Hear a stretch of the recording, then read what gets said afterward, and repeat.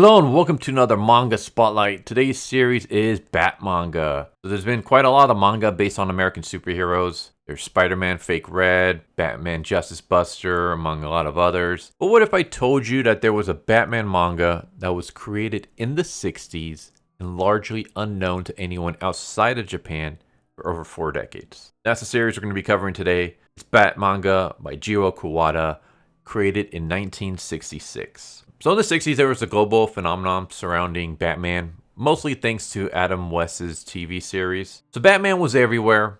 Japan was no exception. Japan saw an opportunity to bring the Cape Crusader to manga, and so Jiro Kuwata was brought on board where he created Batmanga, a series that takes a little bit from Adam West's Batman TV series as well as the comic books at the time.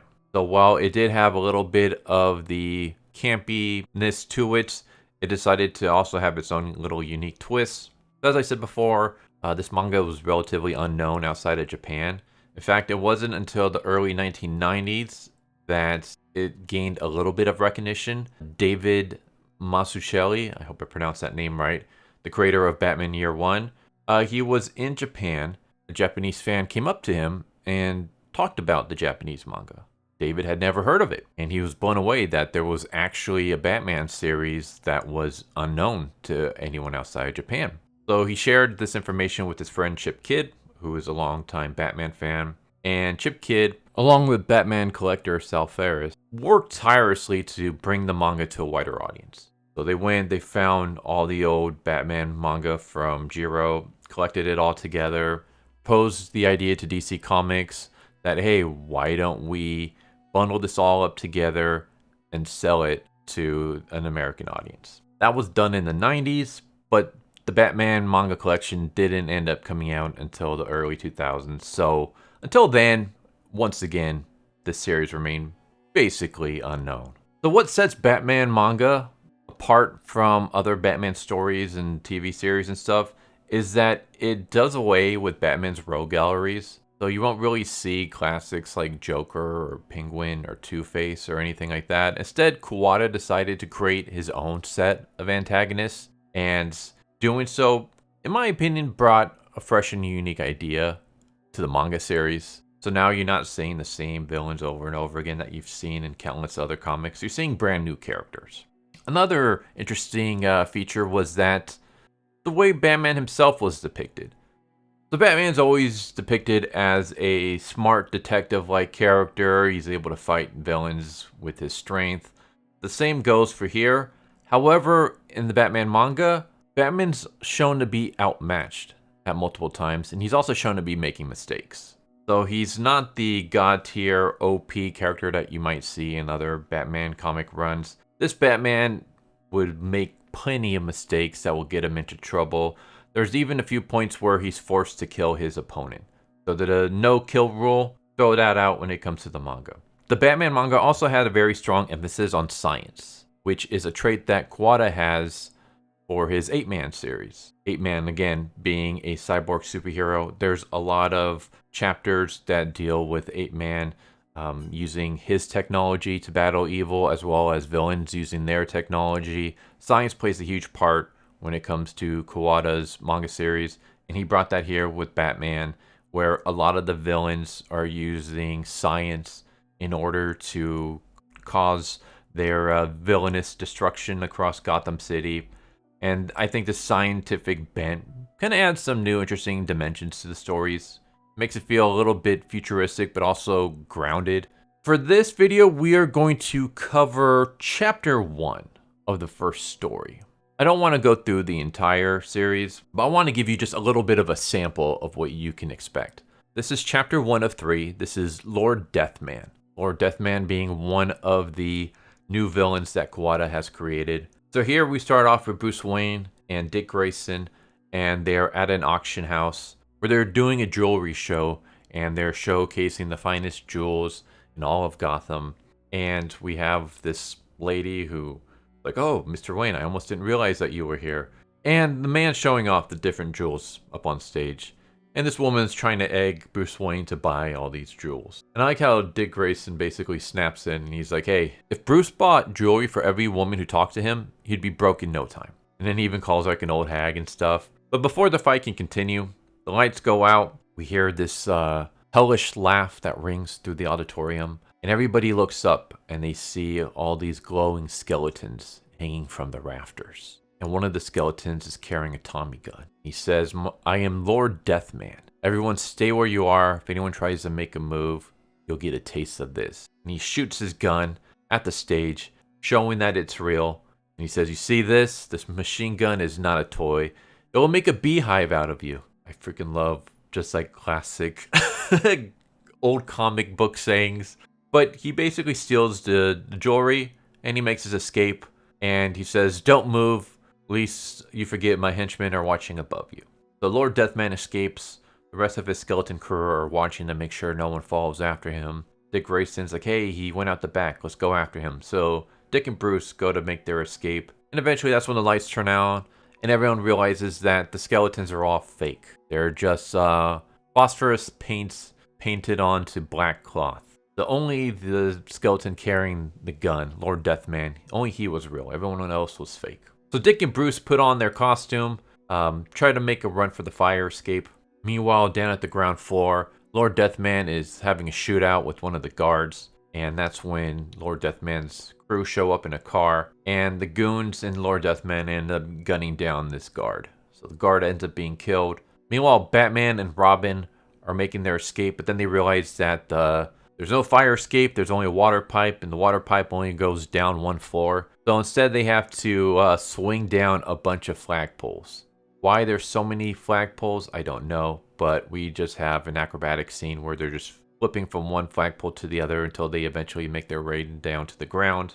Lord Deathman jumps in his car. They start gunning for their escape when Batman shows up. And he throws his batarang, smashes through the windshield, causes the car to crash. The goons come out and start shooting at Batman. Batman makes short work of them alongside Robin. And Lord Deathman starts to make his escape. When we have this kind of weird scene where Batman pulls out another batarang, this one with a rope attached, and he throws it. And the batarang wraps around Lord Deathman. And then it flies upwards so that it can wrap around a flagpole. So how it's able to do that, physics be damned, I don't know. But Batman's able to basically capture Lord Deathman.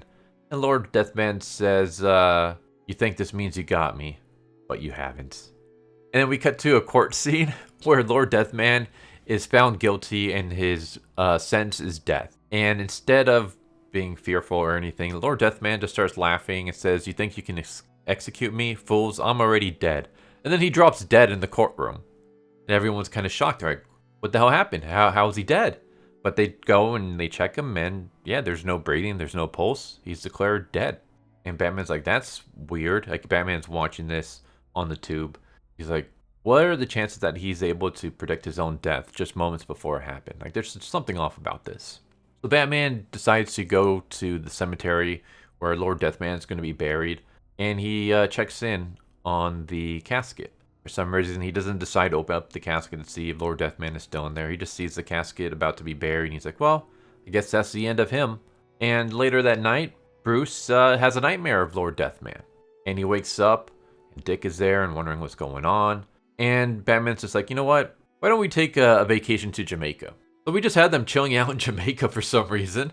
When over the news, they hear reports about the criminal known as Lord Deathman has reappeared and he's murdered again. And I don't know why they're playing a Gotham news report on a radio in Jamaica, but they are. So Batman's like, well, I guess we got to go back to the city. So they fly back to Gotham where they dress up as Batman and Robin, and then they take the back gyro to fly around. They're trying to listen on the news on the APB wire to see if they can pick up any signals, any clues on where Lord Deathman is. And eventually they hear about him going down Route 66.